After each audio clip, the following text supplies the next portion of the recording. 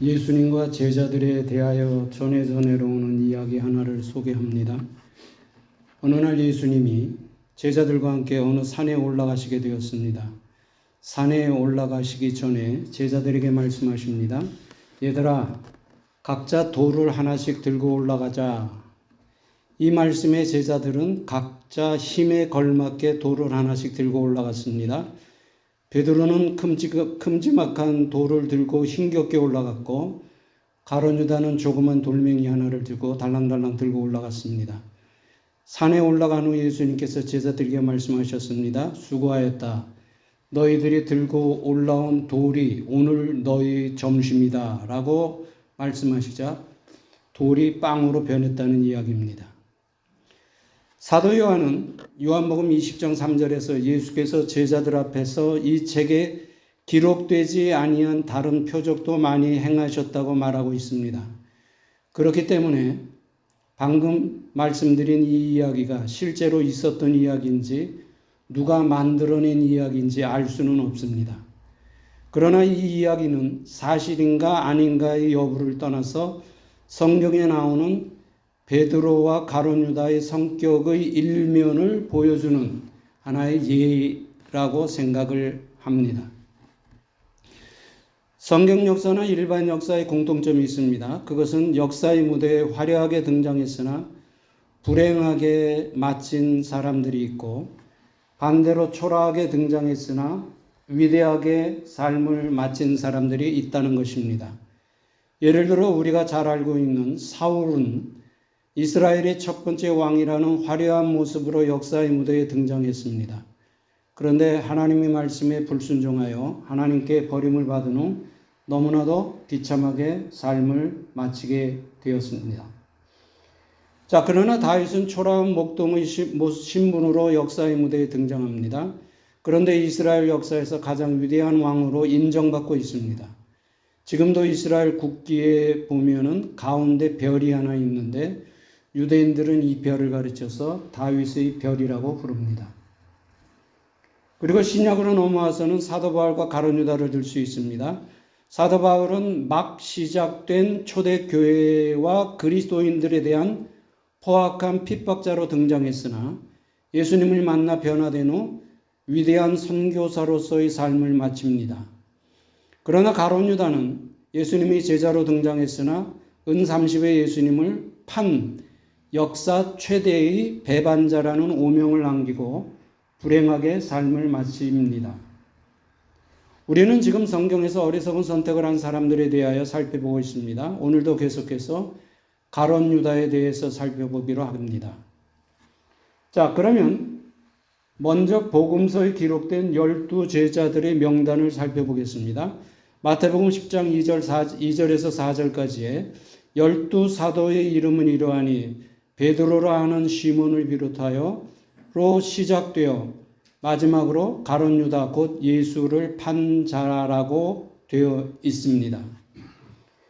마가복음 3장 19절에 보면은 이 12를 세우셨으니 시몬에게는 베드로란 이름을 더하셨고로 시작하여 마지막으로 가룟 유다니 이는 예수를 판 자더라 이렇게 되어 있습니다. 누가복음 6장 13절에서 16절 보면 12를 택하여 사도라 칭하셨으니 곧 베드로라고도 이름을 주신 시몬과로 시작되어 마지막으로 예수를 파는 자 될 가룟 유다라 이렇게 끝을 맺고 있습니다. 복음서에 기록된 제자들의 명단에서 우리는 가룟 유다에 대한 두 가지 특징을 찾아볼 수가 있습니다. 첫째, 가룟 유다의 이름은 항상 제일 마지막에 기록되었다는 겁니다. 제자들의 명단은 복음서 기자들이 아무런 생각 없이 기록한 것이 아닐 것입니다. 이 명단은 복음서 기자들이 이미 알고 있던 제자들의 개인적 비중에 따라 의도적으로 순서를 정하여 기록한 것이라고 볼 수가 있다는 말입니다. 자, 그렇다면 복음서에 나오는 제자들의 명단의 기록 순서는 중요한 의미를 가질 수 있다는 뜻도 됩니다. 둘째 특징은 가룟 유다의 이름과 함께 예수님을 팔았다는 그의 배반 행위를 특별히 언급하고 있다는 겁니다. 이것은 가룟 유다의 배반이 복음서 기자들에게 결코 잊을 수 없는 충격적인 사건이었다는 사실을 말해 준다고 볼 수가 있습니다. 베드로는 3번씩이나 예수님을 부인하였습니다. 그러나 복음서의 기자들은 베드로의 이름 뒤에 베드로의 부인 행위를 기록하지 않았다는 겁니다.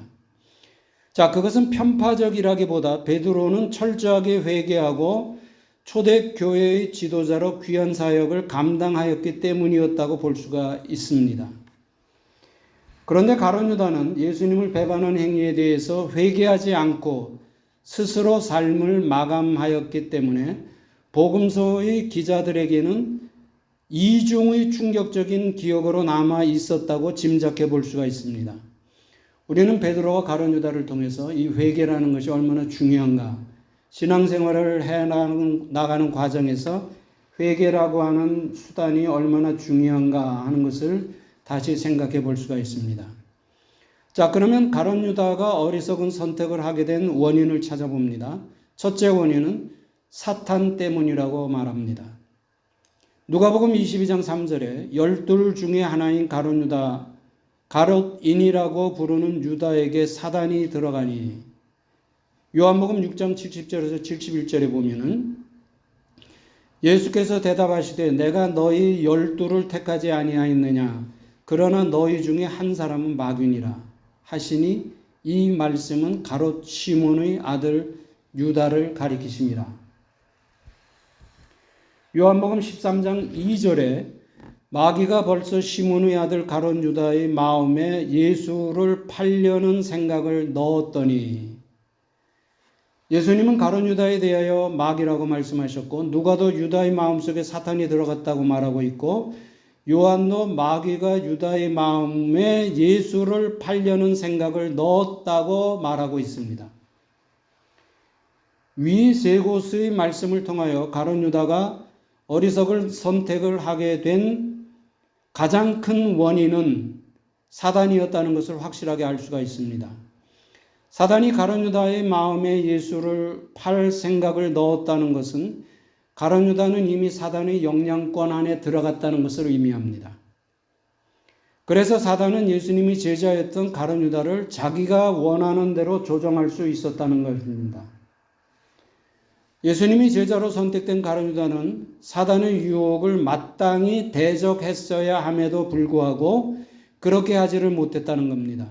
그래서 사단은 가룟 유다를 역사에서 가장 어리석은 선택을 하여 가장 불행하게 삶을 마친 사람으로 만들어 버렸다는 것을 볼 수가 있습니다. 창세기 3장에 보면은 오늘 이 세상의 모든 죄는 사단으로부터 시작되었음을 알 수가 있습니다.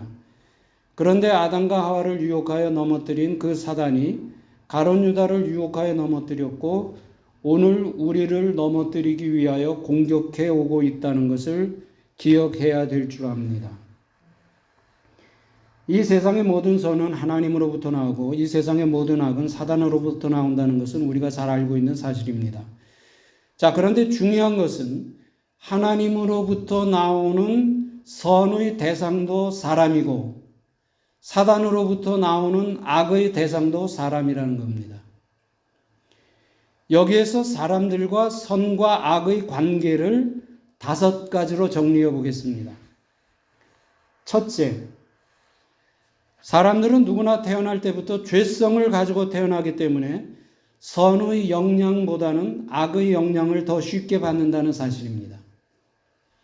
그렇기 때문에 에베소서 6장 13절에 하나님의 전신갑주를 입으라, 데살로니가전서 5장 15절에 항상 선을 따르라, 데살로니가전서 5장 22절에 악은 어떤 모양이라도 버리라, 요한 3서 1장 11절에 악한 것을 본받지 말고 선한 것을 본받으라고 계속해서 우리들에게 권면해주고 있다는 겁니다.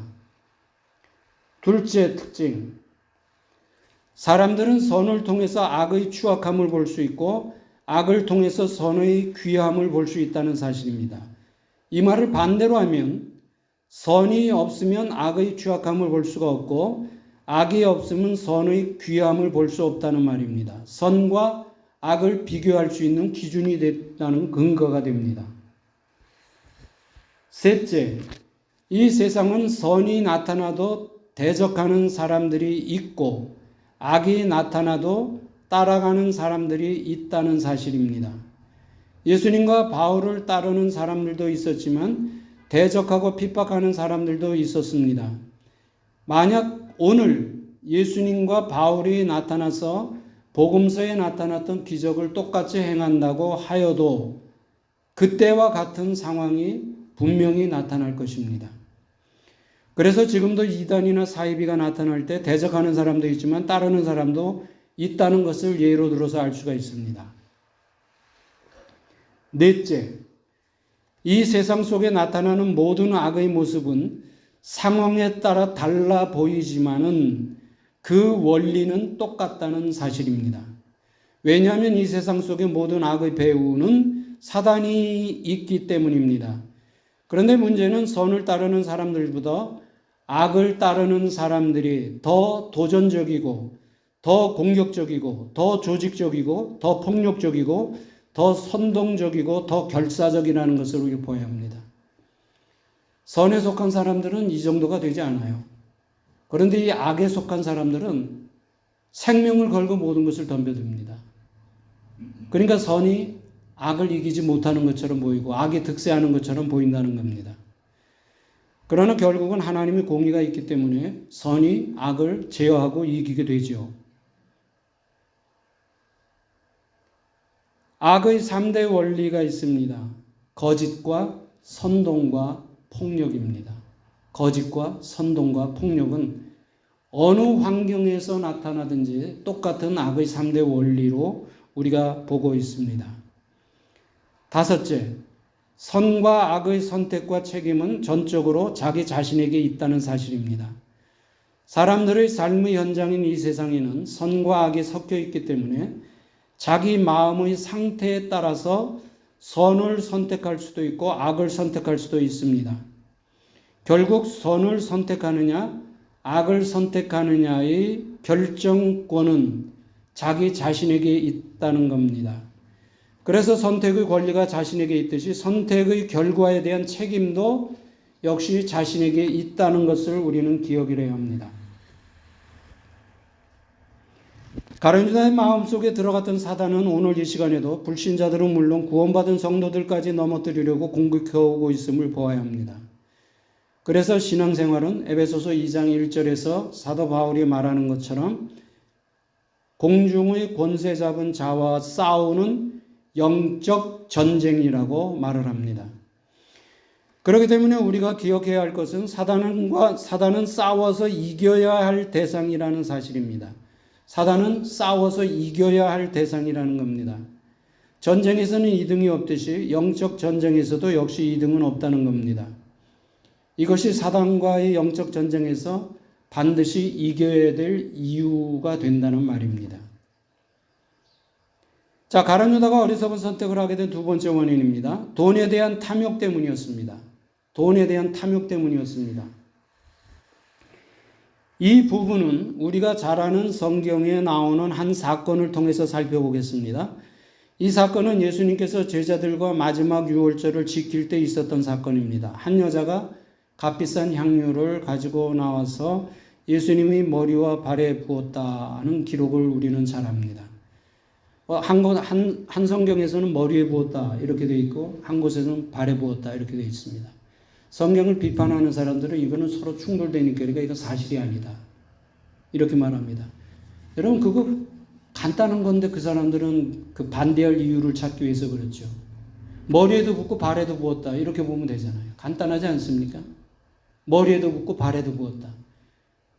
그런데 성경을 기록하는 사람의 관점에 따라 머리에 부었다는 것을 중요하게 보니까 그것만 기록했고 발에 부었다는 것을 중요하게 본 사람은 발에 부었다고 기록한 거지. 머리에도 붓고 발에도 부었다 이렇게 생각하면 간단할 거를. 비판하는 사람들은 참 여러 가지 비판을 하기 위해서 별걸 다 신경을 쓰죠. 마태는 마태복음 26장에서 마가는 마가복음 14장에서 요한은 요한복음 12장에서 이 사건에 대하여 자세하게 기록을 하고 있습니다. 어떤 일이 일어나면 그 일에 대한 반응이 나타나기 마련입니다. 이 여자의 행동에 대해서도 역시 상반된 두 가지 반응이 나타났습니다. 예수님의 반응과 제자들의 반응입니다. 먼저 이 여자의 행동에 대한 예수님의 반응은 세 가지로 정리할 수가 있습니다. 첫째, 저가 내게 좋은 일을 하였다. 저가 내게 좋은 일을 하였다. 둘째, 내 장래를 위함이다. 내 장래를 위함이다. 셋째, 복음이 전파되는 곳에는 이 여자의 행한 일도 전하여 기억해 될 것이다. 이 세 가지 말씀으로 정리를 하십니다. 예수님의 반응은 이 여자의 예수님께 대한 헌신에 관심이 있었습니다. 이 여자의 헌신에 관심이 있었습니다. 그런데 제자들의 반응은 예수님에 대한 헌신보다는 300데나리온이라는 비싼 값에 팔아 가난한 자들에게 주는 것이 좋을 뻔하였다고 말하는 반응을 보이고 있다는 겁니다. 한 데나리온이 그 당시 일반 노동자의 하루 품값으로 계산했을 때 이 향유의 값이 300데나리온 이상이었다면 값비싼 향유였다는 제자들의 말은 틀린 말이 아닙니다. 그리고 이 향유를 300데나리온 이상에 팔아 가난한 자를 구제하는 편이 더 좋을 뻔하였다는 제자들의 말도 어떤 면에서는 그럴듯한 말입니다. 충분히 이해가 갈 수 있는 말이죠. 자, 그런데 중요한 것은 말보다 그 말을 하는 사람의 숨겨진 의도라고 하는 겁니다. 다른 제자들은 순수한 생각으로 그렇게 말을 했을 수 있지만 가룟 유다의 경우는 분명히 달랐다는 것입니다. 그런데 복음서에 보면은 마태와 마가는 어떤 사람, 제자들이라고만 말을 했을 뿐 특정인을 지칭하지는 않았습니다. 그런데 요한복음 12장 4절에서 제자 중 하나로 예수를 잡아줄 가룟 유다라고 특정해서 밝히고 있다는 겁니다. 그리고 요한복음 12장 6절에서 가룟 유다가 이렇게 말하면 가난한 자들을 생각함이 아니요 저는 도적이라 돈괴를 맞고 거기 넣는 것을 훔쳐감이라고 하면서 가룟 유다의 숨겨진 탐욕스러운 의도를 밝히고 있다는 사실입니다. 가룟 유다의 말은 정말로 가난한 자들을 위함이 아니라 돈에 대한 자기의 탐욕을 숨기기 위한 위장이었다는 사실을 요한이 폭로해주고 있다는 겁니다. 다시 말하면 가룟 유다는 자기의 탐욕스러움을 자선이라는 종이로 포장을 하고 있다는 겁니다. 가룟 유다가 돈에 대한 탐욕에서 그렇게 말했다는 사실을 요한이 분명하게 폭로해 주지 않았다면 우리는 자선으로 포장된 가룟 유다의 탐욕을 깜짝같이 모르고 지나갈 뻔했다는 겁니다. 우리는 이 사건과 연관해서 두 가지 추측을 해볼 수가 있습니다. 첫째 추측은 요한복음은 대략 서기 90년경에 기록된 것으로 보고 있습니다. 그렇다면 예수님의 값비싼 이 향유 사건과 십자가의 사건이 일어난 지 약 60년이 지난 후에 기록되었다는 겁니다. 요한은 가룟 유다의 행적과 예수님을 팔았던 배반 행위를 사건이 일어난 지 60년이 지날 때까지도 생생하게 기억하고 있었다는 것을 보여줍니다. 둘째 추측은 마태, 마가, 누가복음은 요한복음보다 약 20년에서 30년 나중에 기록이 됩니다. 그렇다면 요한이 읽어보니 그렇기에 사도 요한은 마태, 마가, 누가가 기록한 것을 읽어보았을 것이라고 보는 것이 합리적인 추측이라는 겁니다.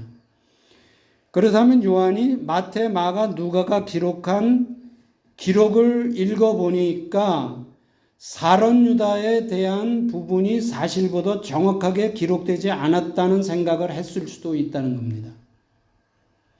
그래서 가룟 유다의 위선적 삶과 탐욕적인 행위에 대하여 3년 동안 함께 생활하면서 보고 느끼고 경험한 것을 사실 그대로 기록했을 것으로 볼 수 있다는 겁니다. 요한이 이렇게 분명하게 기록해 주지 않았다면 우리는 가룟 유다의 그 탐욕스러움을 모르고 지나갈 뻔했다는 겁니다. 가룟 유다가 돈의 탐욕에 서로 사로잡혀 있었다는 사실을 보여주는 사건이 또 하나 있습니다. 마태, 마가, 누가복음의 기자들은 가룟 유다가 예수님을 팔기 위하여 대제사장들에게 가서 그들과 야합하는 행위를 그대로 기록하고 있습니다.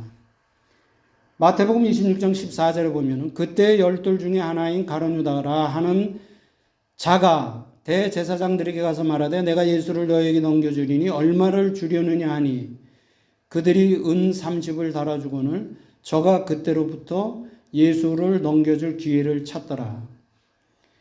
마가복음 14장 10절에 12 중에 하나인 가룟 유다가 예수를 넘겨주려고 대제사장들에게 갔음에 저희가 듣고 기뻐하여 돈을 주기로 약속하니 유다가 예수를 어떻게 넘겨줄 기회를 찾더라.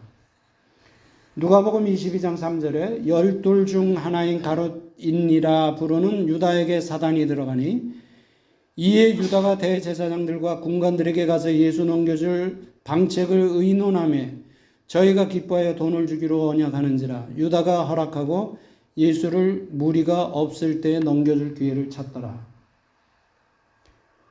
우리는 이 부분에서 짚고 넘어가야 할 것이 하나 있습니다. 요한복음 6장 64절에 보면은 예수께서 자기를 팔 자가 누군지 처음부터 아심이라 하는 말씀이 기록되어 있습니다. 이 말씀은 가룟 유다는 어느 한순간에 갑자기 변질된 것이 아니었다는 사실입니다. 다시 말하면 가룟 유다의 배반 행위는 우발적 사건이 아니라 계획적 사건이라는 겁니다. 이걸 분명히 우리들에게 보여주고 있습니다. 그렇기 때문에 사단은 돈의 탐욕에 사로잡혀 있었던 가룟 유다의 마음에 들어가기가 훨씬 쉬웠을 것이라는 말입니다. 가룟 유다의 탐욕이 사단에게 길을 만들어 주었고 결국 3년 동안 함께한 스승을 은 30에 팔게 만들었다는 것입니다. 자, 이런 모습을 볼 때 탐욕이 얼마나 무서운가를 알 수 있습니다. 그래서 사도 바울은 골로새서 3장 5절에서 탐심을 가르쳐서 우상 숭배와 같은 죄라고 분명히 말하고 있습니다. 이 세상에 완전한 사람은 한 사람도 없습니다. 모두 약한 점을 하나씩 가지고 있지요.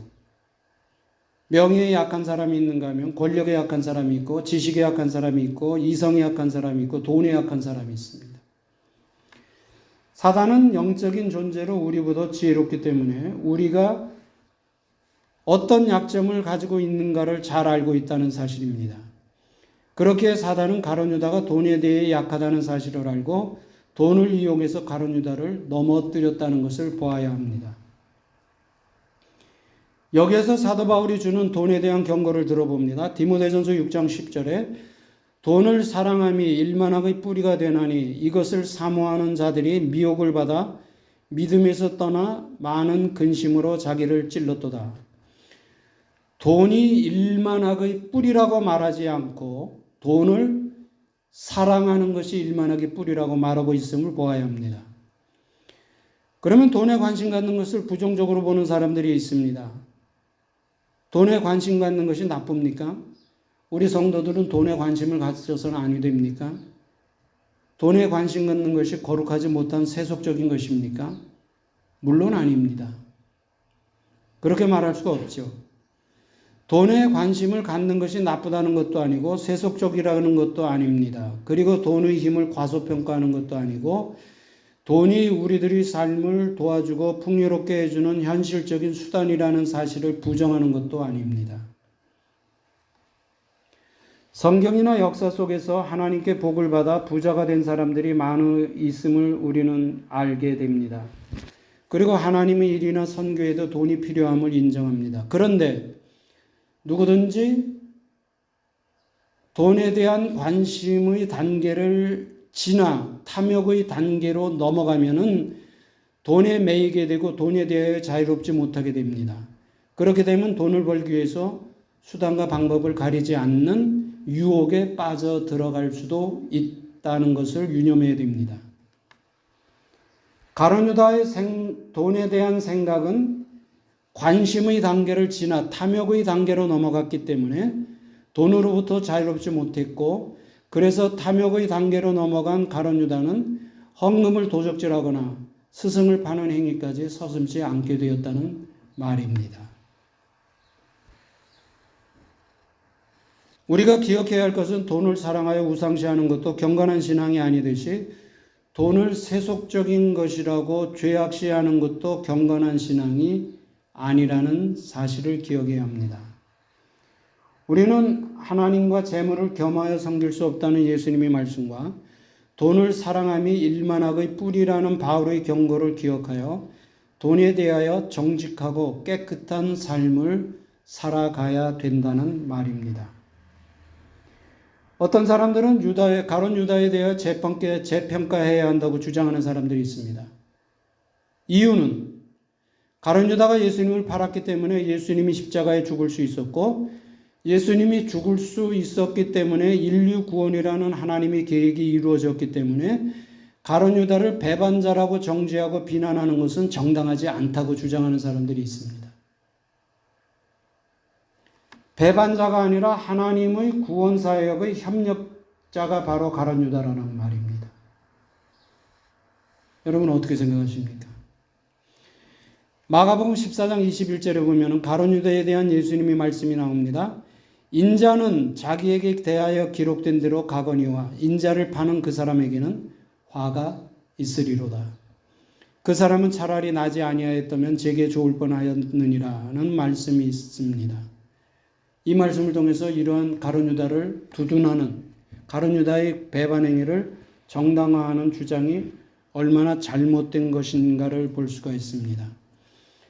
예수님께서 가룟 유다에 대하여 이렇게 말씀하셨고 또 복음서 기자들도 가룟 유다의 배후에 사탄이 있었다는 것은 사탄이 있었다는 것과 탐욕 때문임을 분명히 밝히고 있는데 어떻게 가룟 유다를 하나님의 구원사역의 협력자라고 말할 수가 있습니까? 이건 또 다른 죄의 모습입니다.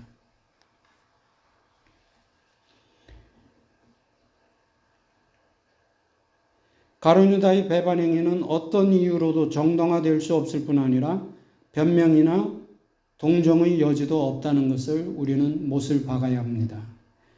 가룟 유다의 어리석은 선택을 통해서 얻을 수 있는 교훈이 있습니다. 첫째, 사단은 우리의 약한 부분을 공격해 온다는 것과 둘째, 돈은 필요의 수단이지 사랑의 대상이 아니라는 것, 그리고 셋째, 관심의 단계를 지나 탐욕의 단계로 넘어가면 죄가 될 수 있다는 것, 넷째, 자신의 가치는 돈과는 비교할 수 없이 귀하다는 사실을 기억해야 한다는 말입니다.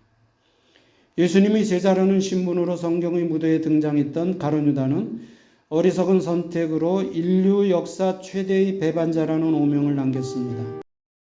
그리고 또 한 가지, 예수님을 팔고 얻은 은 30이었지만 한 푼도 써보지 못하고 스스로 불행을 빌고 잤습니다. 이 얼마나 어리석은 선택이었습니까? 가룟 유다를 통해서 지혜롭고 정직한 삶을 살는 것입니다.